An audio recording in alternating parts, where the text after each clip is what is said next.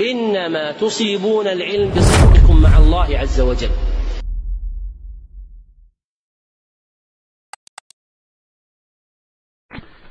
إن الحمد لله نحمده ونستعينه ونستغفره ونعوذ بالله من شرور أنفسنا وسيئات أعمالنا.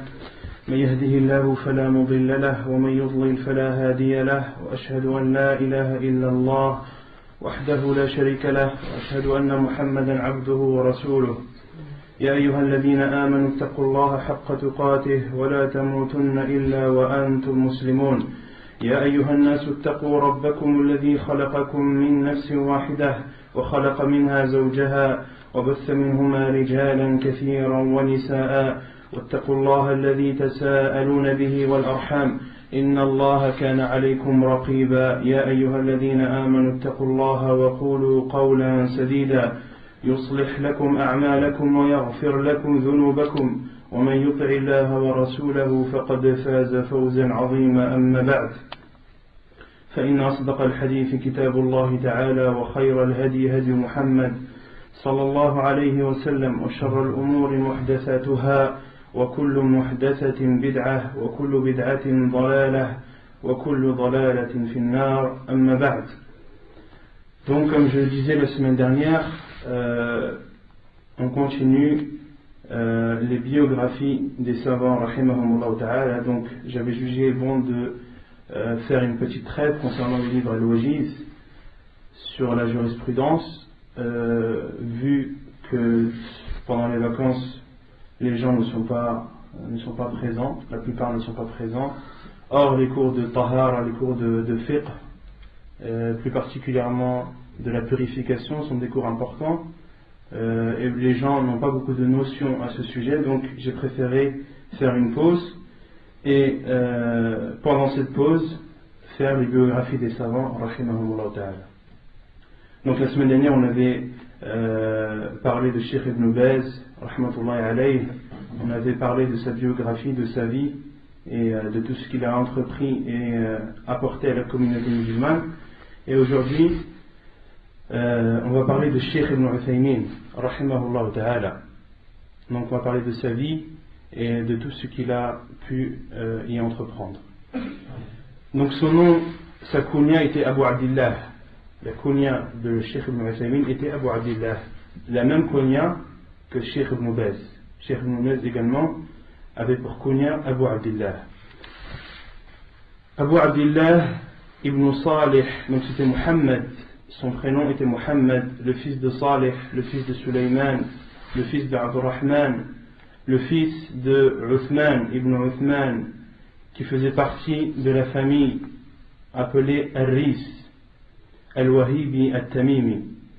Et son quatrième grand-père, son arrière-grand-père, qui se prénommait Uthman, était connu, on l'appelait Uthaymin. Donc c'est de là que vient ce nom Uthaymin.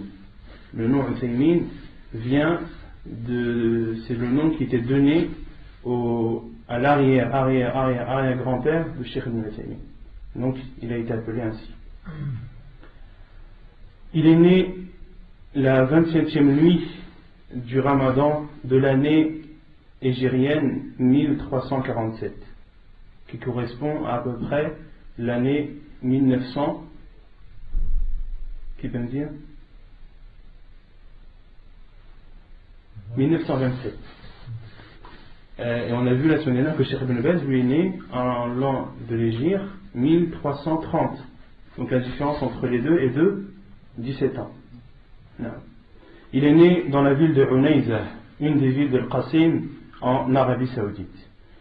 Cheikh Ibn Uthaymin a grandi dans une famille qui était connue pour suivre la religion, pour l'appliquer avec sérieux.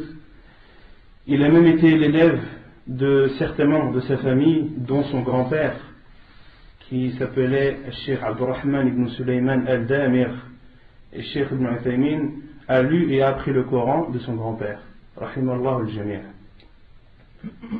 Et ensuite, après avoir appris le Coran, Cheikh Ibn Uthaymin s'est dirigé vers l'apprentissage de la science, en apprenant entre autres l'écriture, en apprenant à compter et d'autres sciences. Cheikh Ibn Uthaymin, rahmatullahi alayh, après avoir appris le Coran par cœur de son grand-père, ceci lorsqu'il était très jeune, Cheikh rapporte même sur lui-même et dit que avant même d'avoir atteint les 15 ans, Cheikh Ibn Uthaymin disait qu'il connaissait par cœur le Coran, qu'il connaissait par cœur Zad al-Mustaqni', qui est un livre dans la jurisprudence hanbalite, dans le fiqh hanbali. C'est un livre qui doit faire 150-200 pages, 150 pages à peu près. De même qu'il connaissait par cœur Alfiyat ibn Malik. Ce sont 1000 vers écrits par Ibn Malik dans la science, dans la grammaire arabe.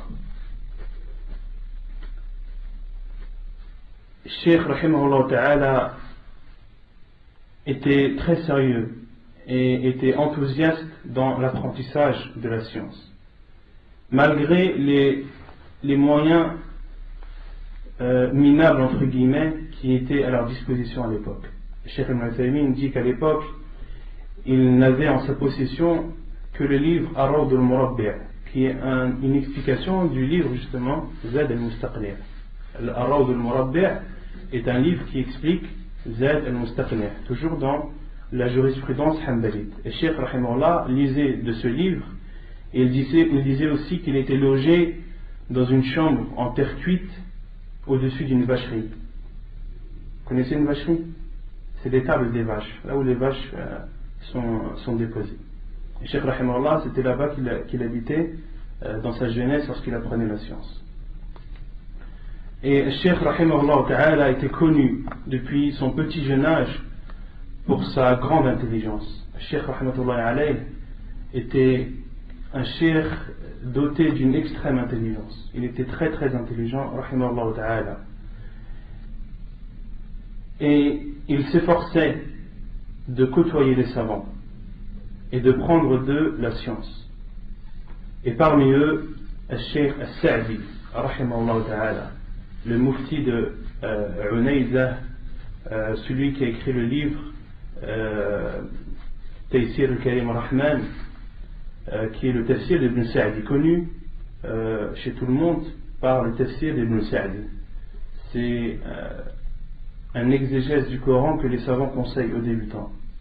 C'est même le meilleur exégèse qui peut être conseillé aux débutants qui veulent apprendre le tafsir. Le premier livre qu'on leur conseille, c'est le tafsir d'Ibn Sa'di, rahimahullah, car c'est un tafsir qui est simple, concis et explicite. Et Cheikh Ibn Sa'di avait 2 élèves à qui il avait confié la tâche d'enseigner aux petits étudiants. Et parmi les petits, à cette époque, il y avait Cheikh Ibn Uthaymin. Cheikh Ibn Uthaymin, rahimahullah, a commencé à apprendre des élèves de Cheikh Sa'di, rahmatullahi alayh. Il a appris d'eux Mukhtasar al-Aqid al-Wasatiyya, le résumé de al-Aqid al-Wasatiyya du Cheikh lui-même, de Cheikh Sa'di, c'est lui qui l'a résumé.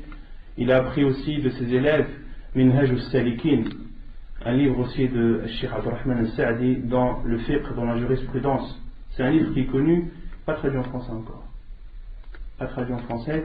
C'est un livre, un résumé dans le fiqh que les savants utilisent beaucoup et expliquent. De même qu'il a appris d'eux Al-Ajrumiyya, un livre dans la grammaire arabe, et Alfiyat ibn Malik, qui est, comme je vous ai dit, les 1000 vers dans la grammaire arabe. Et ensuite, le Cheikh rahimahullah a voyagé à Riyad, à l'époque où Al-Ma'had al-Ilmi, le centre islamique des études islamiques, a ouvert là-bas. À sa 2e année après l'ouverture, Cheikh rahimahullah, après avoir demandé l'autorisation à son cheikh, est parti là-bas pour apprendre la science. Et Cheikh raconte que ce centre d'études islamiques était divisé en 2. Il y avait une section publique et une section privée. Et Cheikh rahimahullah, lui, était dans la section privée. Et parmi les choses qui étaient bien et qui étaient profitables à Cheikh dans ce centre d'études islamiques, c'est qu'il y avait possibilité de sauter une année, à condition d'apprendre et d'étudier cette année-là pendant les vacances. Donc le cheikh étudiait son année scolaire normale, et pendant les vacances, il étudiait l'année suivante, pendant les vacances. Et ensuite, à la rentrée, il passait un examen. Et si l'examen était réussi, le cheikh est passé à l'année d'après, directement. Donc ça lui permettait de gagner du temps. Le cheikh l'a dit lui-même. Et j'ai gagné beaucoup de temps en utilisant ce moyen. Car il sautait à chaque fois une année, tous les ans, tous les étés, il sautait une année. Et l'année qui suit, le cheikh l'étudiait pendant la période des vacances scolaires. Donc une période très courte. Ce qui nous prouve encore, ce qui nous montre la grande intelligence de ce cheikh rahimahullah ta'ala. Parmi ses professeurs, comme je vous l'ai dit, le premier, celui qui est considéré comme son premier professeur, est Cheikh Abdurrahman al-Sa'di. Cheikh rahimahullah, Cheikh Ibn Uthaymin l'a énormément côtoyé, a beaucoup appris de lui. Il a appris de lui la science du tawhid, donc dans la foi, qui rentre dans le cadre de la foi musulmane. Il a appris aussi al-tafsir, l'exégèse du Coran, l'explication du Coran. Il a appris de son cheikh également al-sir al-nabawiyya, la vie du prophète alayhi salam. Il a appris la jurisprudence, les bases de la jurisprudence. Il a appris également tout ce qui concerne l'héritage. Il a appris la science du hadith. Il a appris la grammaire, la conjugaison de son cheikh Abdurrahman al-Sa'di. Sans oublier tout ce qu'il a appris de son cheikh au niveau comportemental. Il a appris de son cheikh la science, comment appliquer la science. Il a appris aussi de son cheikh la facilité, l'abstinence dans cette vie d'ici-bas, az-zuhd en arabe, le fait de ne pas donner d'importance à cette vie. Et az-zuhd, les savants l'ont défini et on dit que c'est délaisser ce qui ne t'apporte rien dans l'odeur. Az-zuhd, c'est ça.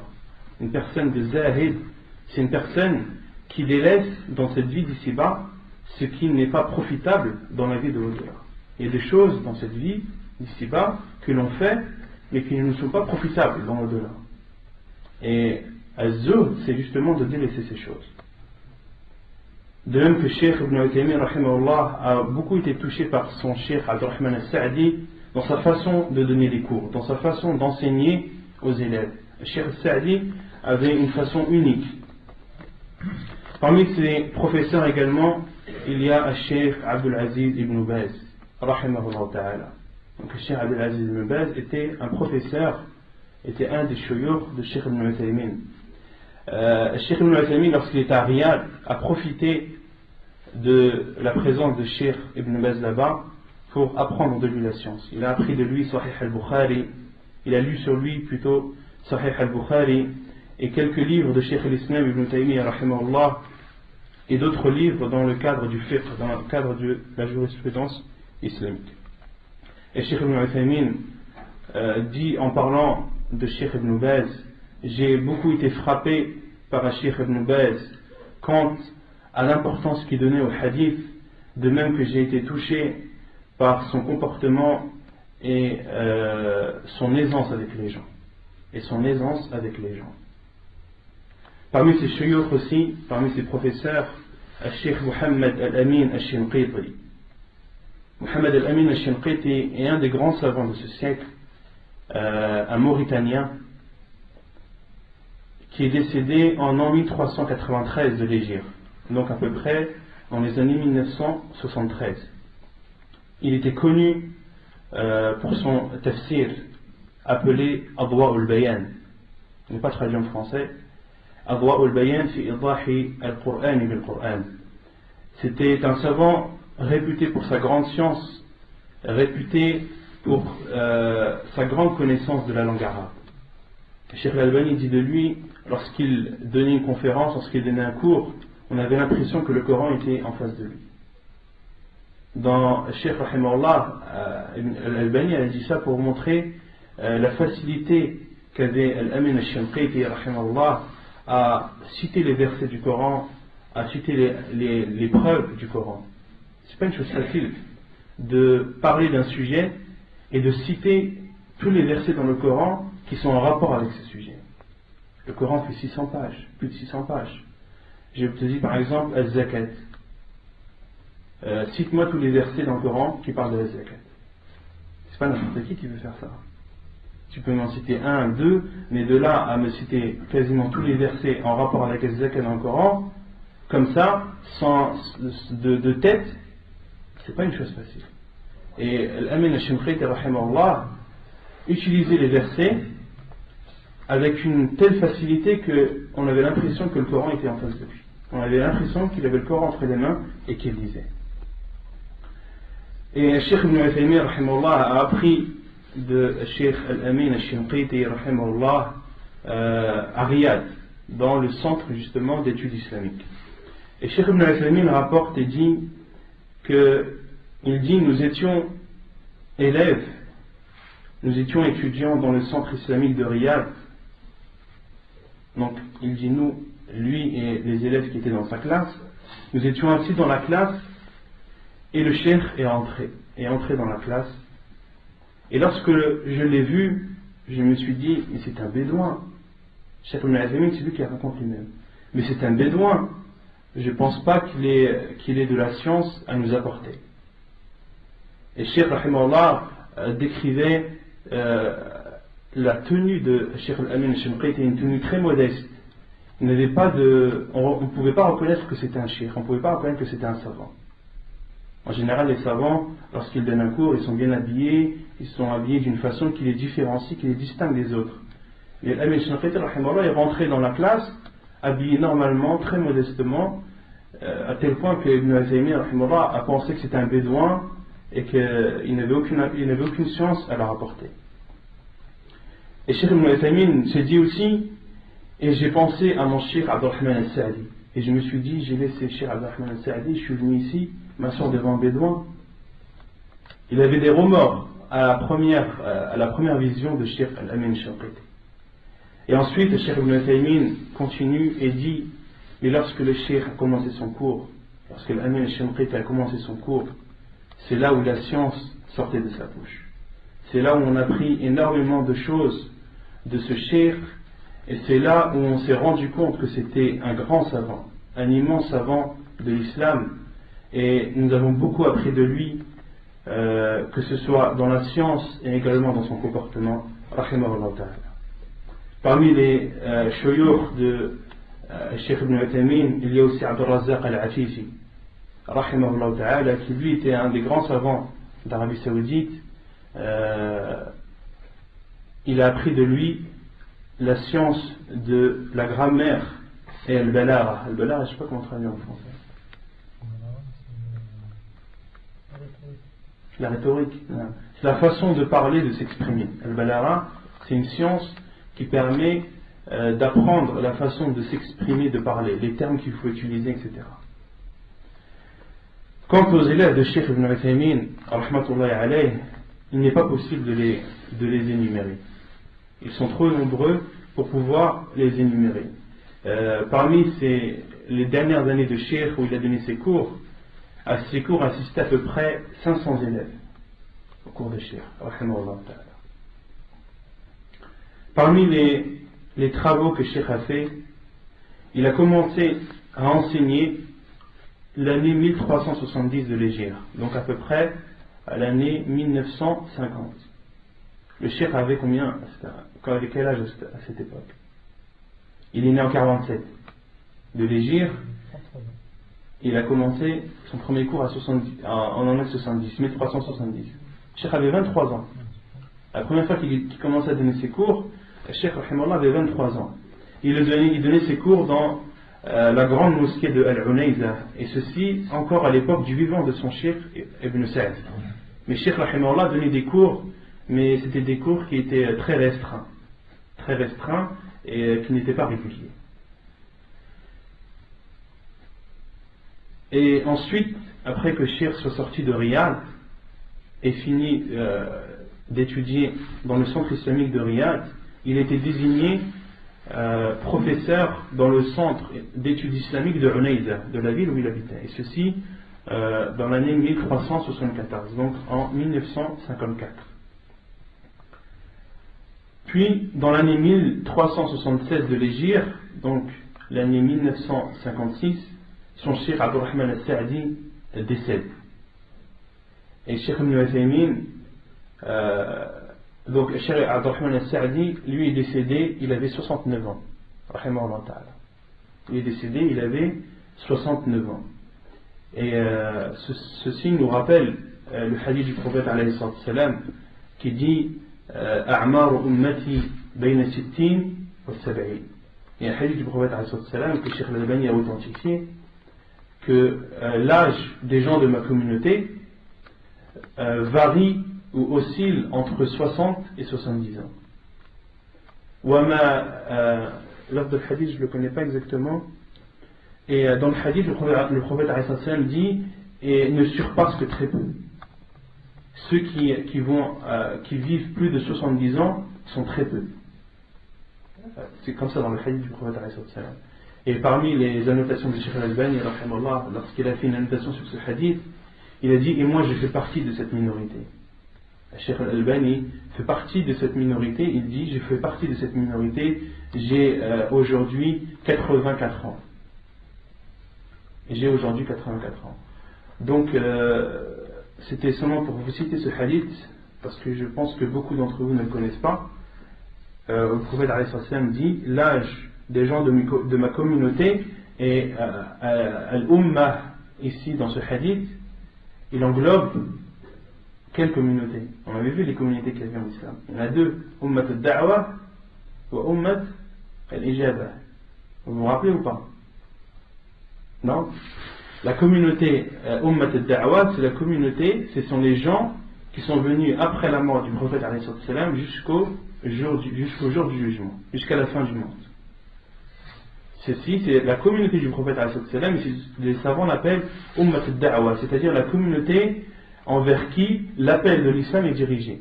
Donc elle englobe les musulmans et les non-musulmans. Il y a ummat al-ijaba et la communauté qui a répondu à l'appel, que les savants appellent ummat al-ijaba, ce sont les musulmans, ceux qui ont embrassé l'islam, ceux qui sont musulmans. Parmi les preuves de la première communauté, la communauté d'appel, envers qui l'appel de l'islam est dirigé, le hadith du prophète sallam qui dit la yu'minu ahadun min hadhihi al-umma yahudi aw nasrani la yasma'u bi ahadun min hadhihi al-umma yahudi aw nasrani thumma la yu'min billadhi ji'tu bih illa kana min ashab an-nar. Aucune personne de cette communauté, le prophète sallam a dit comme ça, de cette communauté, qu'il soit juif ou chrétien, qui entend parler de moi sans avoir cru en la chose qui m'a été révélée, c'est-à-dire le Coran, sans qu'il ne fasse partie des gens de l'enfer. Donc le prophète dans ce hadith a dit La yasma'u bi ahadun min hadhihi al-umma yahudi aw nasrani. Aucune personne de cette communauté, qu'il soit juif ou chrétien. Mais est-ce que les juifs et les chrétiens font partie de la communauté musulmane? Non, ils font partie de ummat al-da'wa, la communauté envers qui l'appel de l'islam est dirigé. Donc ensuite, le Cheikh Ibn Uthaymin, rahimahullah ta'ala, après la mort de son Cheikh Abdurrahman al-Sa'di, a succédé à son Cheikh dans l'imama de la mosquée. Le Cheikh al-Sa'di était lui qui présidait la prière et qui faisait le prône du vendredi dans la grande mosquée de Unayza. Et à la mort de Cheikh Ibn Uthaymin, rahimahullah, l'a succédé dans cette tâche.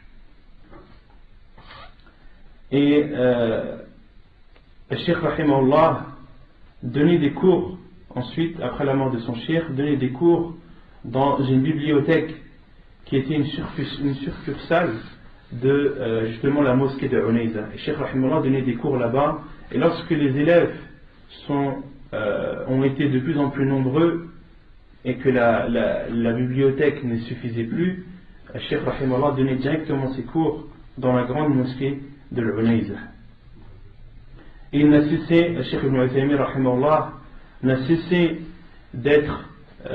d'enseigner dans la mosquée, d'être imam dans la mosquée de Unayza, d'être khatib, de donner le prône du vendredi et d'y donner des cours jusqu'à la fin de ses jours. Il était aussi professeur dans l'université, dans la succursale de l'université de Riyad à Unayza. Donc la grande université de Riyad elle a des succursales un peu partout en Arabie, et entre autres à Unayza. Et Cheikh Ibn Uthaymin rahimahullah était un professeur dans cette succursale de Unayza. Il enseignait les bases de la religion. Et ceci également jusqu'à la fin de ses jours. Le Cheikh rahimahullah a donné aussi des cours dans la mosquée de la Mecque, dans la mosquée de Médine, pendant la période du Hajj, pendant la période du Ramadan également, et durant les vacances scolaires. Il donnait aussi des conférences partout en Arabie. Ensuite, il a été président d'une association, de l'association de l'apprentissage du Coran à Unayza, depuis sa création en l'année égérienne 1405, qui correspond à l'année 1994, et ceci également jusqu'à la fin de ses jours. Il faisait aussi partie des membres de Hay'at Kibar al-Ulama, du comité des grands savants d'Arabie Saoudite. Le Cheikh Ibn Uthaymin faisait partie des membres de ce comité depuis l'année 1407 de l'Hégire jusqu'à sa mort. Donc l'année 1407 qui correspond à l'année 1997. De même, en plus de tous les travaux de Cheikh,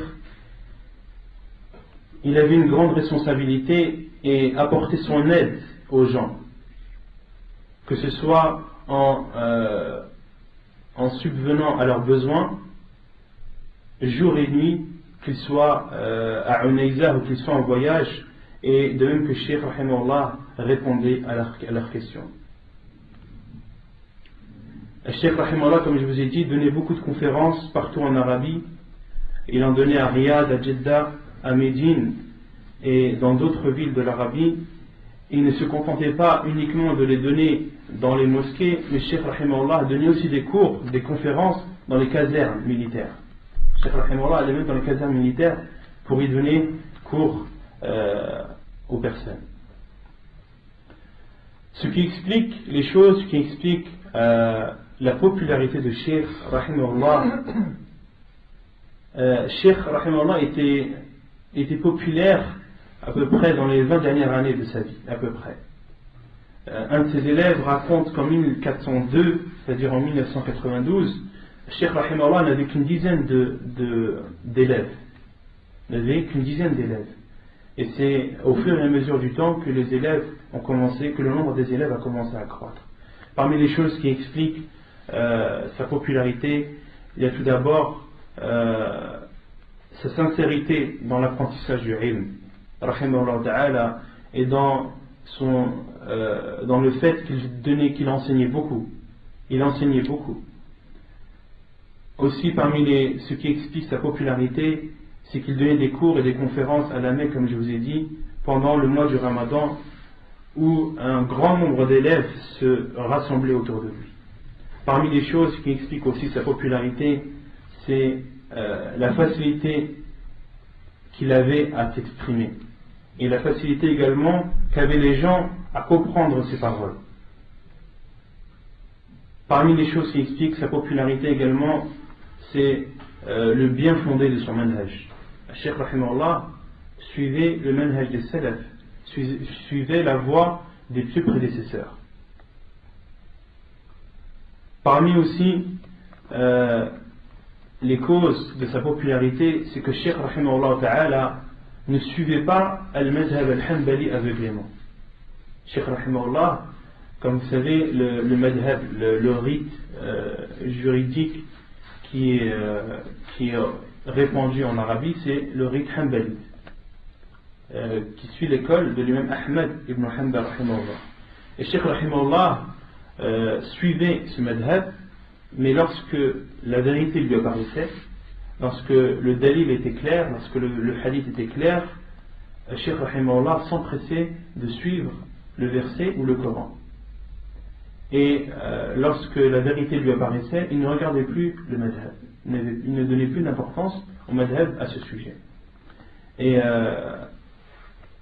à titre de remarque, concernant le fait de suivre un madhhab, les savants ont parlé sur ce sujet. La chose unanime que les savants condamnent, c'est de suivre un madhhab aveuglément. Al-ta'assub al-madhhabi, les savants disent hada haram. De suivre un madhab bien particulier aveuglément, ceci est interdit en islam.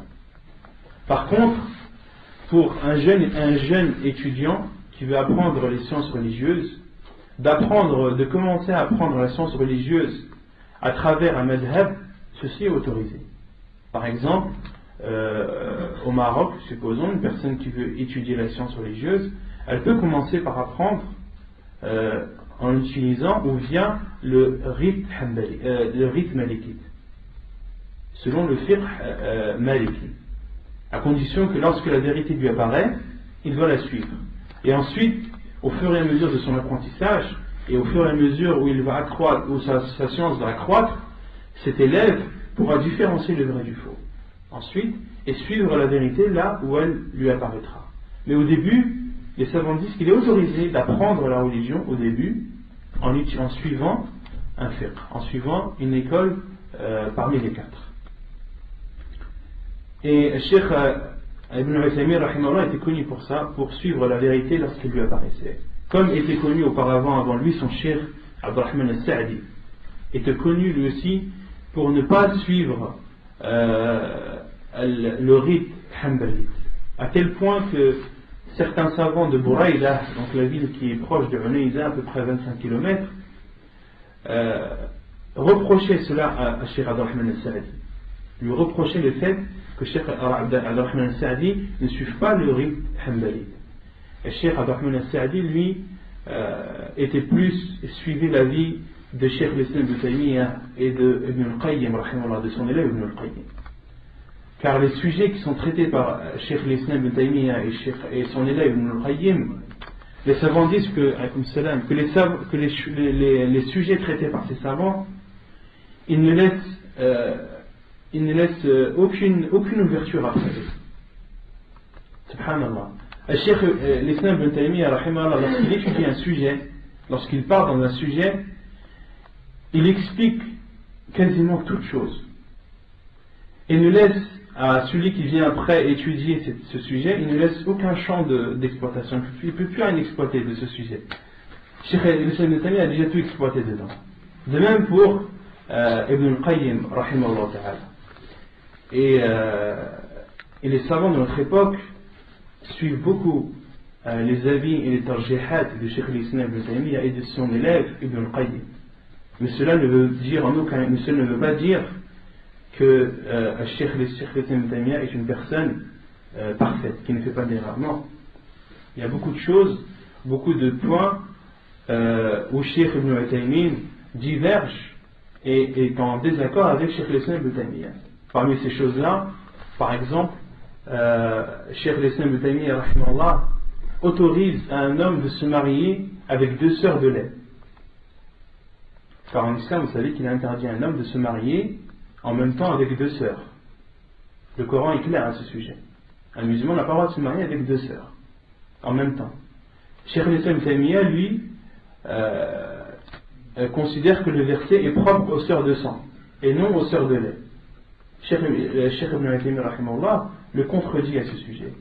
Parmi aussi les choses où Cheikh Ibn Taymiyyah contredit Cheikh l'Islam Ibn Taymiyyah rahimahullah, Cheikh l'Islam Ibn Taymiyyah dit qu'il est autorisé à une personne de prendre de la poussière, de la terre, et de la mettre sur son visage pour montrer son rabaissement envers Allah subhanahu wa ta'ala.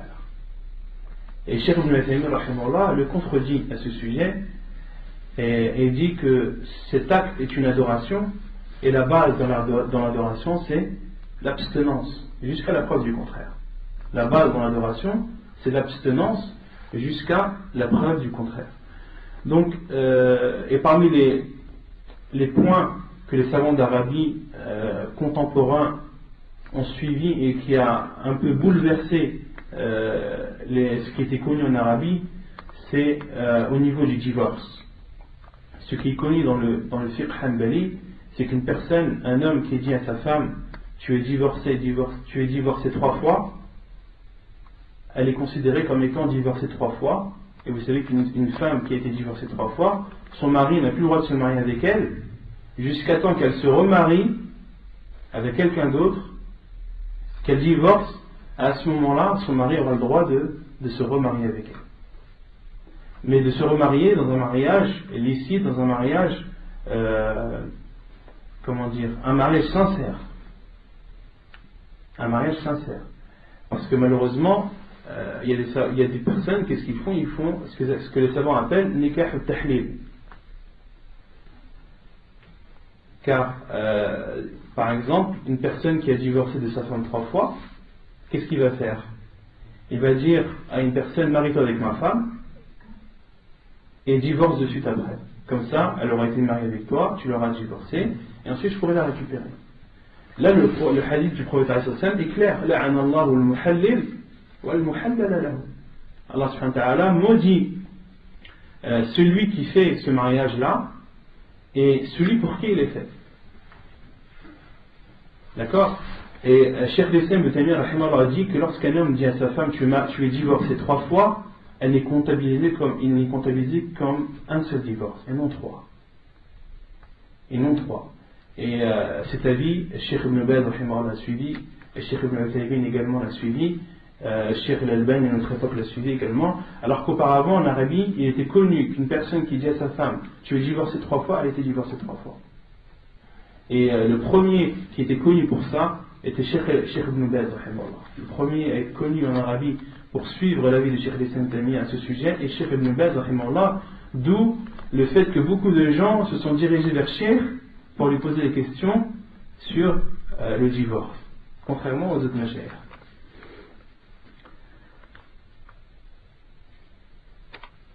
Parmi aussi les choses qui ont contribué à la réputation de Cheikh Ibn Uthaymin rahmatullahi alayhi, c'est qu'il acceptait les invitations qui lui étaient faites pour donner des conférences, et ceci dans toutes les villes d'Arabie. Aussi, ce qui a contribué à la réputation de Cheikh, c'est le grand nombre de ces cassettes. La plupart des cours de Cheikh Ibn Uthaymin ont été enregistrés et diffusés dans le monde entier. Notamment, si vous allez sur le site islamway.com, vous verrez plus de 3000 cassettes de Cheikh. 3000 cassettes de Cheikh où la plupart de ces cassettes sont des explications de livres. Cheikh Rahimullah explique Al-Wasitiyya, explique Al-Tadmuriyya, explique Al-Hamawiyya, qui sont des livres dans la Aqidah. Il explique Bulugh al-Maram dans la jurisprudence, il explique Al-Ajrumiyya, Al-Fiyat ibn Malik. Des livres, des dizaines et des dizaines de livres que Cheikh a expliqué, rahimahullah. Et dans ces explications, le Cheikh explique le livre et ensuite vient après les questions de ses élèves. Donc une personne qui a la possibilité de comprendre l'arabe, ou qui a la capacité de comprendre l'arabe, il écoute les cassettes de Cheikh Ibn Uthaymin, c'est comme s'il était assis devant. C'est comme s'il était assis devant Cheikh. Cheikh donne son cours, la personne n'a qu'à prendre le livre, le suivre, écouter l'explication du Cheikh, ensuite à la fin les questions-réponses sur le Cheikh, sur le sujet bien précis. Alhamdulillah, la personne peut apprendre sa religion de cette façon, à notre époque. Quant à son comportement, rahimahullah ta'ala, il était connu pour être indifférent et à renoncer à cette vie d'ici-bas. Le roi lui avait offert un grand immeuble. Cheikh rahimahullah de suite l'a donné aux étudiants en sciences religieuses et a dit cet immeuble-là il sera dédié à loger les étudiants en sciences religieuses exclusivement. Et Cheikh rahimahullah ta'ala a longuement habité dans une maison en terre cuite. Et il n'en est sorti qu'après beaucoup d'efforts de la part de ses enfants. Et Cheikh rahimahullah est sorti de cette maison par pression de ses enfants, après pression de ses enfants. C'est les enfants qui lui ont dit Cheikh, tu ne peux plus rester dans cette maison, il faut absolument que tu prennes une autre maison, un peu plus présentable et un peu plus solide, etc. Et moins modeste que cette maison intercuite.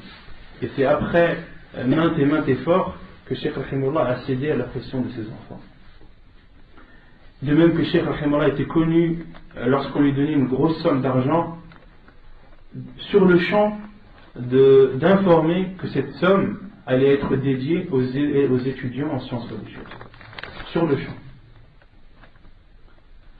Et un de ses élèves qui était parti en visite aux États-Unis rapporte et raconte qu'avant son départ, Cheikh Rahimahullah l'a appelé et lui a dit: Oh Abdullah, il s'appelait Abdullah, l'élève, il n'y a que moi et toi et Allah qui nous voit. Je te donne cette somme qui fait partie de mon argent personnel. Et l'élève dit que c'était une somme très importante. Et Cheikh Rahimahullah a dit: je te donne cette somme, lorsque tu iras aux États-Unis, achète avec cette somme des livres, des masahif, achète des Corans et distribue-les dans les prisons américaines. Et je te demande, et donc le cheikh dit toujours à son élève, et je te demande de ne le répéter à personne. Ensuite, cet élève, après la mort de cheikh, a jugé bon de citer cette anecdote afin que les gens en profitent. Donc, Cheikh Rahimahullah aidait beaucoup les musulmans, il a rapporté beaucoup de son aide, mais Cheikh était connu pour faire cela en cachette. Cheikh faisait cela en cachette. Parmi aussi ses comportements, il était connu pour prendre soin de ses élèves. Il était pour eux comme un père.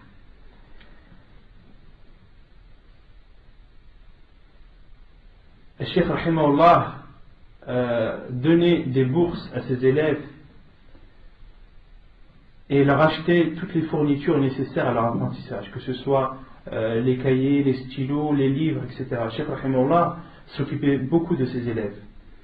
Et de même qu'il donnait beaucoup d'importance à ce que ses élèves soient logés en bonne et due forme.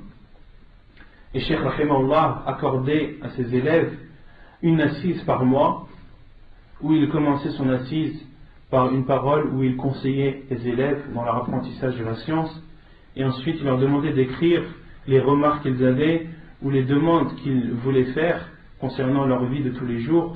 Et s'ils n'avaient pas de questions ou de demandes, le Cheikh Rahimahullah répondait à leurs questions directement. Parmi ses comportements aussi envers ses élèves, Cheikh Rahimahullah connaissait tous ses élèves. Et il savait lorsque l'un d'entre eux était absent. De même qu'il insistait beaucoup dans ses cours afin que ses élèves comprennent.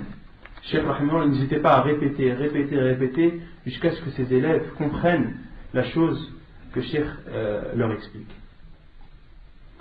De même qu'il leur confiait des sujets à traiter, des sujets à étudier, des hadiths à étudier. Et ce qui était aussi connu de Cheikh, comme je vous l'ai dit, c'était son intelligence. Et son intelligence, elle se voyait aussi dans son comportement avec ses élèves. Une fois, Cheikh Rahimahullah a donné un cours et il a vu qu'un de ses élèves était absent moralement. Il était là physiquement, mais il n'était pas là moralement. Il ne suivait pas le cours. Et Cheikh Rahimahullah avait remarqué ça de cet élève. Et Cheikh était connu pour beaucoup parler avec ses élèves pendant son cours. Soit il les arrêtait, ou bien il leur posait une question, etc. Et lorsqu'il a vu cet élève qui ne suivait pas le cours correctement, Cheikh Rahimahullah a dit: tu as compris ce que je viens d'expliquer? L'élève a dit: Inch'Allah ya Cheikh. Inch'Allah. Cheikh Rahimahullah de suite lui a posé une autre question, lui a dit: est-ce que al-shamar c'est le voile rouge que mettent les gens en Arabie? Cheikh Rahimahullah a dit à cet élève: est-ce que le shamar est sur ta tête? L'élève a dit: oui, il est sur ma tête. Naam. Cheikh Rahimahullah a dit: donc tu n'as pas compris le cours. Parce que quand je t'ai demandé est-ce que tu as compris le cours, tu m'as dit Inch'Allah. Et lorsque je t'ai demandé est-ce que le shamar est sur ta tête, tu m'as dit oui. Tu m'as dit oui parce que tu étais sûr. Et tu as dit Inch'Allah parce que tu n'étais pas sûr. Et ensuite, Cheikh Rahimahullah a réexpliqué la mas'ala afin que son élève le comprenne. Pour montrer Rahimahullah comment Cheikh était intelligent. Parmi aussi ses comportements, c'est le respect qu'il avait pour les gens de science, pour les savants. Une fois, il était invité à l'ouverture d'une grande tajila, je ne sais pas comment traduire tajila, audiothèque, tajila islamique, ouais, Cheikh Rahimahullah était invité à l'ouverture d'un magasin qui vend des cassettes audio islamiques. Un grand magasin à Jeddah, Cheikh Rahimahullah était invité, comme je vous ai dit, à l'ouverture, et donc il marchait dans les allées de ce magasin, et chaque savant était séparé. Les cassettes des savants étaient séparées, et le nom de chaque savant était noté sur une espèce de planche avec le nom du cheikh écrit en gros. Et en dessous de la planche, il y avait toutes les cassettes correspondant à ce cheikh. Et Cheikh Rahimahullah a marché dans les allées de ce magasin, et arrivé au coin de Cheikh Al-Albani, des cassettes de Cheikh Al-Albani, il a vu que le nom de Cheikh Al-Albani était marqué en tout petit. Le Cheikh Rahimahullah s'est énervé et a ordonné qu'on change cette plaque et qu'on écrive le nom de Cheikh en plus gros.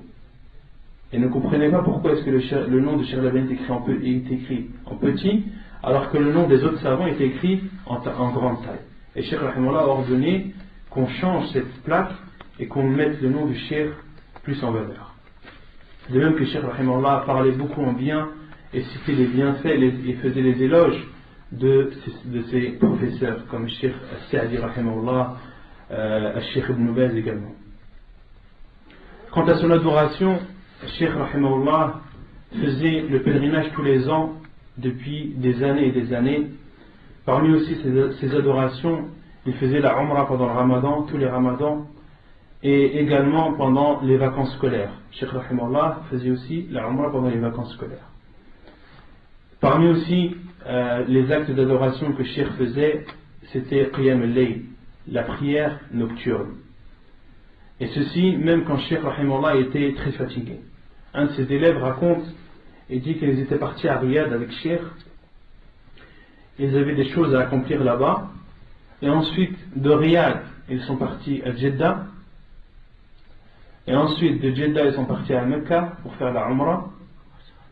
Et après avoir fait la Umrah, l'élève raconte et dit on était pris d'une fatigue qui nous a emmenés à dormir de suite. Parce que je ne sais pas si la Umrah, vous savez que c'est quelque chose de très éprouvant. Surtout quand on vient de voyage, de suite faire une Umrah, après la Umrah, on est HS. On est vraiment très fatigué. Et cet élève le dit qu'ils étaient tellement fatigués qu'ils ont dormi de suite. Et ensuite il raconte que dans la nuit il s'est levé pour aller faire ses besoins, donc cet élève, et il a été surpris de voir Cheikh Rahimahullah debout en train de prier la nuit, malgré cette grande fatigue qui l'a précédé. Rahimahullah ta'ala. De même que Cheikh Rahimahullah était connu pour sa modestie. À l'époque, le mufti de l'Arabie, qui est Mohammed ibn Ibrahim al-Sheikh, a désigné par décret, Cheikh ibn Uthaymin comme étant un juge. Il lui a donné la fonction de juge. Et Cheikh Rahimahullah a fait toutes les démarches nécessaires et a mis toutes les pressions possibles pour que cette tâche lui soit enlevée, pour ne plus qu'il soit juge. Et après maintes efforts, le mufti Mohammed ibn Ibrahim a cédé à la demande de Cheikh et il lui a été enlevé ce statut de juge. Cheikh Rahimahullah l'avait refusé par modestie. Ça c'est tout le contraire de nous. On veut quelque chose, on fait tout notre possible pour l'avoir. Et Cheikh Ibn Uthaymin Rahimahullah fait tout son possible pour que cette chose lui soit enlevée. Il était modeste malgré son âge avancé et malgré sa grande science. Il n'hésitait pas à demander à ses élèves directement. Pendant son cours, par exemple pendant un cours où Cheikh Rahimahullah a parlé d'un sujet dans le fiqh et a donné son avis dessus, et a dit en parlant de Ibn Hazm Rahimahullah, qui est un des savants de l'islam, a dit Ibn Hazm nous contredit sur ce sujet, mais je ne connais personne qui l'a précédé à cela. Est-ce que l'un d'entre vous, en parlant à ses élèves, est-ce que l'un d'entre vous sait qui l'a précédé? Si quelqu'un le sait, qu'il nous le dise, je lui en serai très reconnaissant. Et ensuite le cheikh dit aidez-nous, aidez-moi si vous avez quelque chose à ce sujet, je vous en serai très reconnaissant. Le grand savant, le cheikh Ibn Uthaymin, qui dit à ses élèves aidez-moi. Subhanallah. Le cheikh Rahimahullah toujours comme je vous ai dit, quand on parle des savants, on parle de l'importance qu'ils donnaient au temps et comment ils préservaient leur temps. Cheikh Rahimahullah était un exemple dans la gestion du temps. Comme je vous ai dit, il était imam, il présidait la prière, il était professeur dans la mosquée, il donnait des cours dans la mosquée, il était professeur dans le Jami'a, dans l'université de Unayza, il donnait le discours du vendredi, il répondait aux questions des gens par téléphone, il répondait aux invitations des gens lorsqu'il y avait un mariage ou autre. Il assistait aux réunions à Riyad concernant le comité des grands savants. Comme je vous ai dit, c'était le membre des comités des grands savants d'Arabie Saoudite. Donc il faisait des réunions régulièrement à Riyad. Cheikh Rahimahullah y assistait. De même qu'il s'occupait du logement de ses élèves. De même qu'il les visitait. Il s'asseyait avec eux et discutait avec eux. Il donnait des conférences partout en Arabie. Il donnait des conférences à l'étranger par téléphone. Il répondait aux questions écrites qui lui étaient posées. Et également, Cheikh Rahimahullah enregistrait des émissions radio, des questions-réponses qui sont connues, qui sont appelées Nourun ala Darb, une émission de radio en Arabie qui est appelée Nourun ala Darb. C'est une émission où plusieurs savants y passent, plusieurs savants y participent au fur et à mesure. Donc le savant donne une parole, donne une kalima, et ensuite il y a une série de questions et réponses. Et Cheikh Rahimahullah faisait tout cela dans sa vie.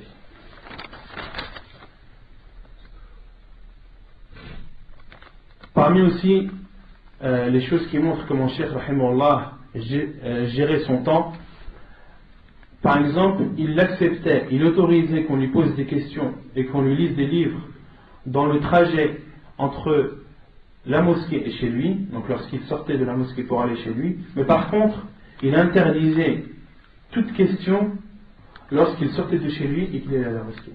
Parce que c'était le moment où Cheikh Rahimahullah faisait l'istighfar, c'était le moment où Cheikh Rahimahullah révisait le Coran. Donc lorsqu'il sortait de chez lui pour aller à la mosquée, il était impossible, Cheikh Rahimahullah refusait qu'on lui pose des questions ou qu'on lui lise des livres. Cheikh Rahimahullah plaisantait aussi, le prophète ﷺ plaisantait et nous disait que la vérité, il en est de même pour Cheikh Ibn Uthaymin rahmatullahi alayh. Parmi les fois où Cheikh Rahimahullah a plaisanté, une fois il est sorti de la mosquée de la Mecque et il avait des choses à faire dans un endroit un peu éloigné de la Mecque qui méritait d'y aller en voiture. On pouvait y aller qu'en voiture. C'était trop loin, on ne pouvait pas y aller à pied. Cheikh Rahimahullah arrête un taxi. Il monte dans le taxi et comme dans l'habitude des taxis, il commence à parler, à faire connaissance avec la personne. Le taxi lui dit Man est Cheikh, parce que le Cheikh est habillé. Qui est le Cheikh? Et le Cheikh Ibn Uthaymin dit Ibn Uthaymin. Et l'homme, le taxi, rigole en hochant un peu la tête. Pourquoi? Parce que pour lui, il trouvait que c'était un manque de respect envers les savants de dire qu'on est un savant. Il haussait la tête pour montrer son désaccord sur le fait de plaisanter comme ça sur les savants, de dire moi je suis un tel, je suis un tel. Et Cheikh Ibn Uthaymin lui dit Eman el-Akh, et le frère c'est qui? Et le taxi s'est dit c'est Cheikh Ibn Baz. Moi je suis Cheikh Ibn Baz. Si toi tu es Cheikh Ibn Uthaymin, moi je suis Cheikh Ibn Baz. Le Cheikh Ibn Uthaymin a rigolé. Et il lui a dit mais Cheikh Ibn Baz il est aveugle. Les aveugles ça conduit pas. Et le chauffeur de taxi a commencé à réfléchir et s'est dit mais c'est peut-être Cheikh Ibn Uthaymin ça. Et il a compris ensuite que c'était bel et bien Cheikh Ibn Uthaymin et il s'est trouvé dans une situation un peu difficile à gérer.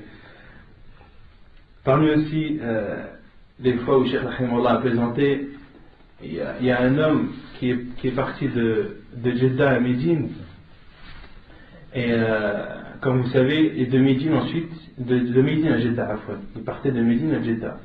Et le miqat d'Ul Hulayfa, il est très proche de Médine, il est à peu près à une dizaine de kilomètres. Et en avion, c'est une période très courte après le décollage. Quand vous allez en avion de Médine à Jeddah et que vous devez faire l'ihram avant le miqat ou au moment du miqat, au moment de traverser le miqat, il y a un temps très court entre le décollage et le moment où l'avion passe au-dessus du miqat. Pourquoi? Parce que le miqat est près de Médine. Et cet homme-là a voulu appliquer la sunna du prophète de faire l'ihram, d'avoir l'intention de faire la umrah en étant sur le miqat. Et dans l'avion, dans les avions en Arabie, ils disent aux gens, attention, dans quelques instants, l'avion va passer au-dessus du miqat. Et cet homme attendait ce moment-là, et le sommeil l'a envahi. Il a été pris par le sommeil, et il ne s'est réveillé qu'un peu de temps après que l'avion est passé le miqat. Donc à son arrivée à Jeddah, à la Mecque, lorsque le Cheikh Al-Taymin, il a posé la question, il lui a dit: Cheikh, voilà ce qui m'est arrivé, j'ai voulu appliquer la sunna, j'avais une bonne intention, je voulais faire l'ihram au moment où l'avion passe au-dessus du miqat. Et Cheikh l'a d'abord conseillé, et ensuite cet homme a demandé à Cheikh: qu'est-ce que je dois faire? Quel est le jugement sur ce qui vient de m'arriver? Le Cheikh a d'abord commencé par lui conseiller, lui dire que dans l'avion, il est autorisé de faire l'ihram avant le miqat, pour être sûr de le faire avant, parce qu'un avion, on n'est jamais sûr du moment exact où l'avion passe au-dessus du miqat. Donc il est autorisé de faire l'ihram peu de temps avant. Et ensuite le chef lui a dit, concernant le jugement sur ce que tu viens de me demander, tu dois égorger un mouton et donner la viande aux pauvres de la Mecque. Et l'homme, en rigolant, me dit: Cheikh, une sujoud sahou, ça ne suffit pas? La prosternation de la distraction, ça ne suffit pas sur ce sujet? Et Cheikh Rahimahullah, il a dit: sujoud sahouika dhabhu shatin wa farquha ala fuqara al-Madina. Cheikh Rahimahullah dit: ta prosternation de la distraction, ton sujoud sahou, c'est de dégorger une bête et de distribuer la viande aux pauvres de la Mecque. Et aussi il y a beaucoup d'histoires, surtout dans les cours que Cheikh Rahimahullah. Al-Miqat, ce sont des zones. Il y a 5 miqat en islam. Lorsqu'une personne veut faire la Umrah ou le Hajj, en fonction du pays où il habite, il y a un miqat. En islam, il y a 5 miqat qui sont autour de la Mecque. Donc il y a la zone, par exemple, pour ceux qui viennent du Yémen, ils ont un miqat, ils ont une zone à ne pas franchir sans avoir fait l'intention de l'ihram. D'accord? Il y a aussi ceux qui habitent en Syrie, en Jordanie, ils ont un miqat. Ceux de Médine, ceux qui habitent à Médine et au nord de l'Arabie, ils doivent passer par Dhul Hulayfa, qui est un des noms du miqat. Le miqat, c'est une zone établie par la religion, un endroit que la personne qui veut aller à la Mecque pour faire le Hajj ou la Umrah ne doit pas dépasser sans avoir fait l'intention de l'ihram. Ouais. C'est un périmètre. Par exemple, de Hulayfa, il est à quelques kilomètres de Médine. Il est à plus de 430, 440 kilomètres de la Mecque, de Hulayfa. Donc ça dépend du pays où habite la personne. En fonction du pays où tu habites, en fonction de l'endroit où tu viens, tu as un miqat bien défini que tu ne dois pas dépasser sans avoir fait l'intention de l'ihram. Donc, comme je vous ai dit, il y a beaucoup de moments où Cheikh Rahimahullah a fait rire les gens à la Mecque, dans la mosquée, dans son cours, où il y a des hommes qui viennent, qui posent la question. Parce que Cheikh Rahimahullah, dans son cours qui est donné à la Mecque, c'est un cours où Cheikh Rahimahullah fait beaucoup participer les gens. Et je me souviens avec les frères, on ne voulait pas s'asseoir devant Cheikh, parce que Cheikh avait trop l'habitude de demander aux gens, quand il parle dans son cours, il donne son cours, et puis tout d'un coup il dit: un tel, lève-toi. Qu'est-ce que je viens de dire? Ou bien, c'est quoi la dua qu'on vient de citer? Cheikh Rahimahullah faisait participer les gens qui étaient présents à son cours. Et beaucoup de frères ne voulaient pas être devant. Pourquoi? Pour pas être victime pour pas être victime des victimes entre guillemets de Cheikh. De peur que le Cheikh dise lève-toi, il se retrouve comme ça à la main devant tout le monde, le Cheikh lui pose une question, il ne sait pas quoi répondre, il sait pas. Et une fois, il y a un homme qui est venu, un ami, une personne qui connaît pas, qui n'a pas de science dans la religion, il est venu par derrière Cheikh. Donc le Cheikh, lorsque le Cheikh donne son cours, il est entouré de personnes derrière lui. Et cet homme est venu de derrière et a posé une question à Cheikh alors que Cheikh donnait son cours. Déjà, je ne sais pas cet homme comment il a fait. Parce que Cheikh Ibn al-Haythami, quand on le voit, on n'ose pas lui parler. Il dégage une force, on peut pas, on est intimidé au fait de parler à Cheikh. Et cet homme-là, il est venu tranquillement derrière Cheikh, il tape derrière le dos, Cheikh se retourne, et il lui pose la question, Cheikh en rigolant, il dit non, c'est un tas, on ne répond pas aux questions. Et les élèves étaient stupéfaits par le comportement de cet homme. Et l'homme, il repose encore la question alors que Cheikh donne son cours. Et ensuite, Cheikh dit à ses élèves, est-ce que vous m'autorisez à ce que je réponde à cette personne, à cet homme? Les élèves ont dit oui, bien sûr. Et ensuite, Cheikh a répondu à cet homme, a répondu à ces questions. Donc, ça c'était sur les plaisanteries de Cheikh, rahimahullah ta'ala. Parmi aussi les moments importants ou les moments émouvants de la vie de Cheikh rahimahullah, c'est le dernier cours qu'il a donné dans la Masjid al-Haram. Le dernier cours qu'il a donné dans la mosquée de la Mecque. Donc comme je vous ai dit, Cheikh donnait des cours à la mosquée de la Mecque pendant la période du Hajj et pendant la période du Ramadan. Et le dernier cours que Cheikh a donné, c'était la 30e nuit du Ramadan à la Mecque de l'année hégérienne 1421, donc l'année 2001. Et Cheikh rahimahullah, ce jour-là, donc c'était lorsque Cheikh rahimahullah était malade, dans la phase finale de sa maladie. Cheikh rahimahullah est décédé d'un cancer. Et ce jour-là, Cheikh rahimahullah était très fatigué le matin de ce jour. Et les médecins ont ordonné que l'on hospitalise Cheikh et qu'on l'emmène à Jeddah. À Jeddah qui est éloigné de la Mecque d'à peu près 70 km.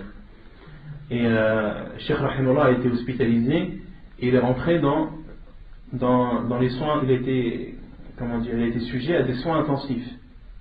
Son état était très faible et son état a justifié des soins intensifs.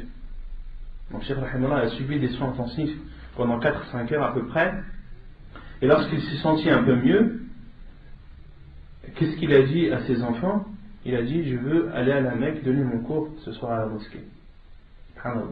Dans sa phase finale quasiment de la maladie, alors qu'il était dans les soins intensifs, Cheikh rahimahullah a demandé à ses enfants d'aller à la Mecque, qu'on l'emmène à la Mecque et qu'il puisse donner son cours dans la mosquée Masjid al-Haram.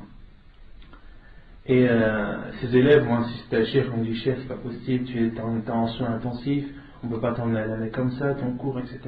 Cheikh rahimahullah a insisté, a dit: ne me privez pas de ce bien. Ne me privez pas de ce bien, c'est le dernier jour, la dernière nuit du Ramadan, je veux absolument aller à la mosquée et donner mon cours. Et donc les élèves, ses enfants plutôt, ont cédé aux demandes de Cheikh et il a été transporté en ambulance à la Mecque. Et Cheikh rahimahullah, dans la mosquée de la Mecque, il avait une salle, une chambre qui était réservée pour lui, une chambre médicalisée, avec un lit, avec tous les appareils médicaux nécessaires. Et Cheikh rahimahullah est rentré dans cette salle, donc dans la Mecque, donc les gens ne le voyaient pas. Les gens qui ont assisté à son cours ont seulement entendu sa voix, n'ont pas vu. Et la première chose qu'il a fait lorsqu'il est arrivé dans cette salle, il a demandé à faire les ablutions, il a fait ses ablutions, il est arrivé un peu avant Salat al-Isha, ou un peu après Afwan, et Cheikh rahimahullah a prié le Maghrib al-Isha en les rassemblant à l'heure de l'Isha, et ensuite il a demandé qu'on le prépare pour qu'il donne son cours. Et il était sous assistance respiratoire, il avait des tuyaux dans sa bouche et dans son nez. Et lorsqu'il était préparé pour donner son cours, que le micro a été approché de lui et que les appareils d'assistance respiratoire ont été enlevés, Cheikh rahimahullah a commencé a donné son cours. Il a parlé de l'Aïd et il a répondu à des questions-réponses. Et c'était un cours, déjà qu'on entend la voix de Cheikh affaiblie, et que Cheikh dit c'est le dernier cours que je donne de cette année dans la mosquée du Haram, dans la mosquée de la Mecque. Les gens étaient très émus déjà de la voix de Cheikh, de sa faiblesse, et beaucoup pleuraient pendant son cours, rahimahullah ta'ala. Et c'était effectivement le dernier cours qu'il a donné dans la mosquée du Haram. Et les médecins étaient étonnés de Cheikh, rahimahullah, étaient étonnés qu'une personne qui est malade dans une phase finale ait la force de parler et de donner un cours comme Cheikh Ibn Azimi, rahimahullah, l'a fait. Et ensuite, dès qu'il a fini son cours, Cheikh, rahimahullah, a parlé aux médecins, il leur a dit, vous vouliez me priver de ça? Cheikh rahimahullah, à la fin, il était apaisé, il a fait ce qu'il voulait faire, et il a dit aux médecins, c'est de ça que vous vouliez me priver? Rahimahullah ta'ala. Parmi les dernières heures qu'il a vécues, ceux qui étaient présents à ses côtés ont dit que Cheikh rahimahullah parlait très peu. Il parlait très peu, mais faisait beaucoup alhamd. Il disait beaucoup alhamdulillah et l'istighfar aussi. Il demandait beaucoup le pardon à Allah subhanahu wa ta'ala. De même qu'il faisait beaucoup at-tayammum, car dans son état, Cheikh rahimahullah ne pouvait faire que at-tayammum, mais il le faisait souvent. Et des personnes ont demandé à ses enfants, pourquoi est-ce que Cheikh fait tayammum?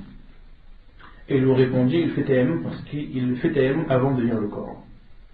Subhanallah, dans son état, Cheikh rahimahullah, déjà pour lire le Coran, les savants sont unanimes que de lire sans toucher le mushaf, il est autorisé même si la personne est en état d'impureté.